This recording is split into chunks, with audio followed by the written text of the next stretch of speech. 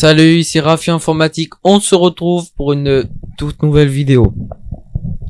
Je sais, ça fait très longtemps que j'en ai pas sorti. J'essaie de rester un minimum sur ma chaîne. Mais sans sortir de vidéo, ce n'est pas le top. Donc aujourd'hui je vais faire un tuto pour installer Python, qui est un langage de programmation, sur l'IDE PyCharm. IDE veut dire environnement de développement. C'est comme Word, mais pour la programmation en fait, hein, qui va afficher des suggestions, il va afficher les erreurs du code, plein de fonctionnalités. Alors que si on n'utilise pas d'IDE, comme PyCharm, il y en a d'autres, eh ben il va falloir tout taper, ça va être long et plus difficile. Donc je fais cette je fais cette vidéo pour ceux qui veulent faire du Python, tout simplement. Donc premièrement, vous allez télécharger les deux logiciels. Comme d'habitude, les liens en description. Pour PyCharm, faites attention à bien télécharger la version community et pas la version professionnelle, car elle est payante. À part si vous voulez faire vous voulez faire du langage si vous voulez faire pas que du Python, du HTML, il y a le SQL, il y a plein de trucs en plus, mais c'est payant, voilà. Moi, cette vidéo, c'est sur le community. Je me suis déjà trompé, donc pensez bien à télécharger la community. C'est pareil pour Mac ou Linux, hein, bien sûr. Et après, donc, vous téléchargez Python, et là, il y a pas, voilà, il y a pas de difficulté. Voilà, c'est pour Windows, macOS, il y a tout, quoi. Bon, bref, moi j'ai déjà téléchargé, donc je vais ouvrir téléchargement, et on va d'abord lancer Python. Vous arrivez sur l'interface d'installation de Python. Moi je vais faire Install Now. C'est tous les paramètres par défaut et c'est beaucoup plus rapide que faire Customize Install. Mon accent anglais c'est pas ouf. On va dire Customize Installation, voilà. Mais je vais quand même vous montrer. Là, vous laissez comme ça, vous faites Next.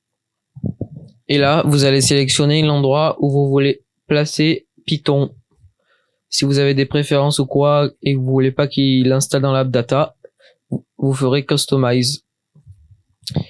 Là, je vous conseille de faire Add Python to environnement variable. Et si vous avez plusieurs ordinateurs sur votre ordinateur et que vous le voulez pour tous les utilisateurs pour pas avoir de problème pour lancer PyCharm et tout, vous faites Install for all users. Mais moi, je vais pas le faire. Ça revient au même, hein, mais moi, j'ai fait Install Now. Voilà. En fait, voulez-vous autoriser cette application à apporter des modifications à votre appareil? Oui. Voilà. Et je passe en x3.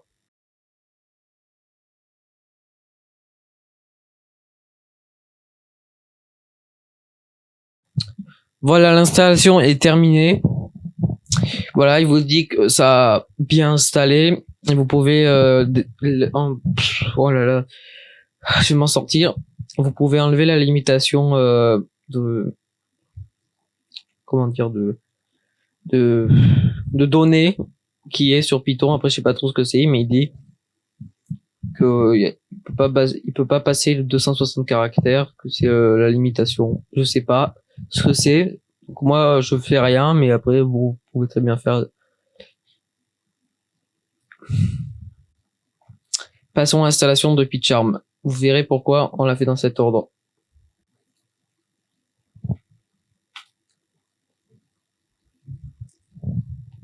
Voilà, je lance l'installateur PyCharm.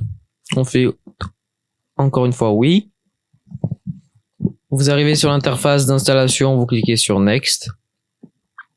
Il vous met l'endroit par défaut où il va installer dans les Program Files. Vous pouvez très bien modifier en cliquant sur Browse. Donc, Next. Voilà, très important. Voilà pourquoi on l'a fait dans cet ordre. Pour qu'il crée l'association avec le langage Python. Pour que ce soit plus facile après. qu'on n'ait pas besoin de faire 6000 associations entre le Python et le PyCharm. Après, si vous voulez créer un raccourci sur le bureau, vous cochez cette case. Et ça, c'est une petite fonctionnalité pas mal. Quand vous voulez ouvrir un fichier, on peut l'ouvrir avec le projet. Bon, bref. Je fais Next. Installe. Encore une fois 3.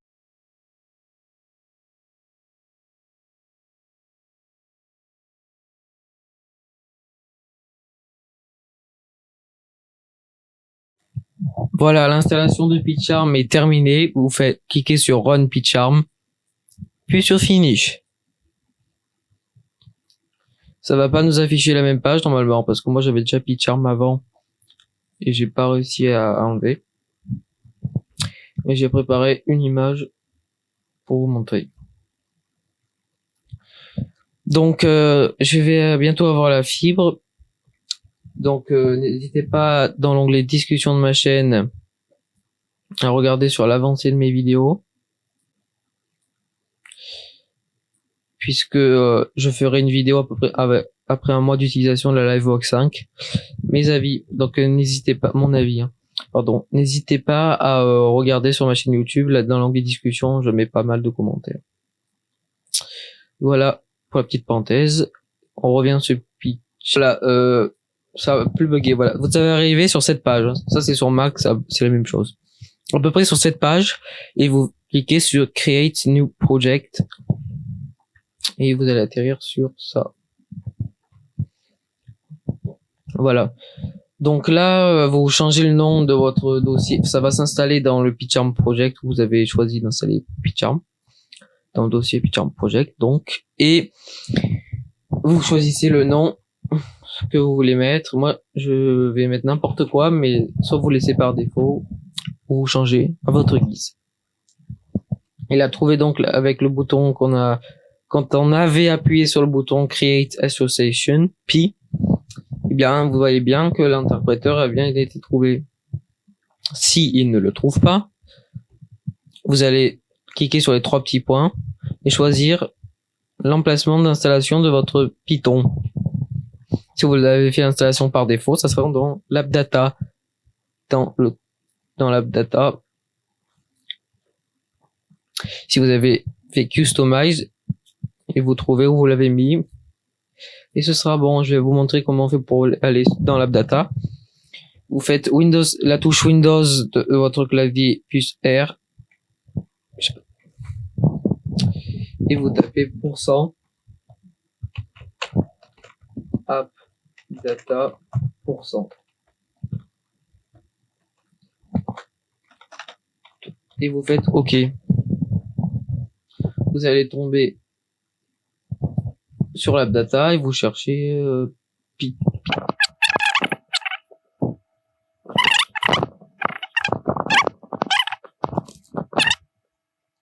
Voilà, il est dans. Vous copiez ça. Il est dans AppData, Local Programs, Python, puis Python 39, et c'est le fichier application .exe. Sur Mac et Linux, ce sera pas la même chose. Je vous montre pour Windows. Alors, vous copiez copiez l'adresse, et tout simplement, vous la mettez à la place de ce qu'il vous donne là. Location. Vous copiez, et c'est bon. Et vous faites create, et là vous atterrirez sur une page noire normalement avec du texte Python.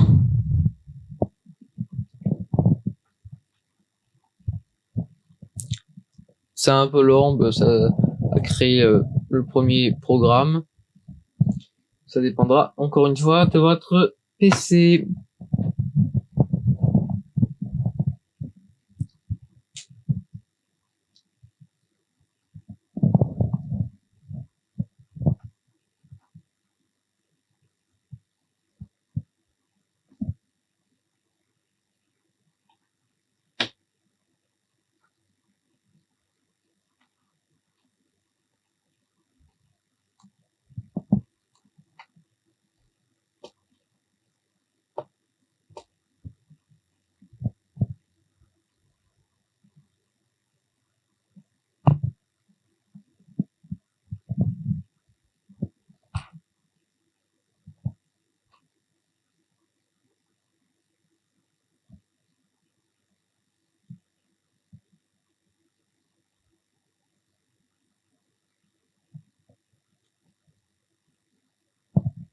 Effectivement, mon PC est lent.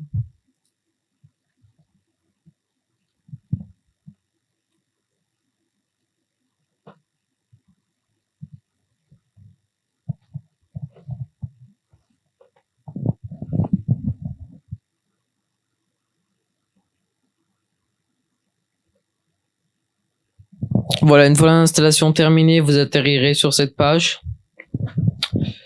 Si vous voulez lire, vous pouvez, mais moi, je m'en fous. Et vous tapez votre code après avoir effacé. Moi, par exemple, je vais mettre print. N'importe quoi. Et normalement, sur votre premier programme, vous faites clic droit et là, run le programme. Vous n'aurez pas le petit run en haut à droite comme moi.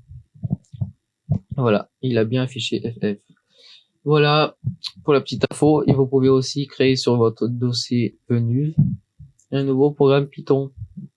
Comme ceci, à vous m'indiquez n'importe quoi. Mais faites attention à ne pas supprimer votre programme main, car Python ne peut pas fonctionner sans. Voilà. Pour la petite info. Donc la vidéo touche à sa fin. J'espère que ça vous aura plu. Commentaire.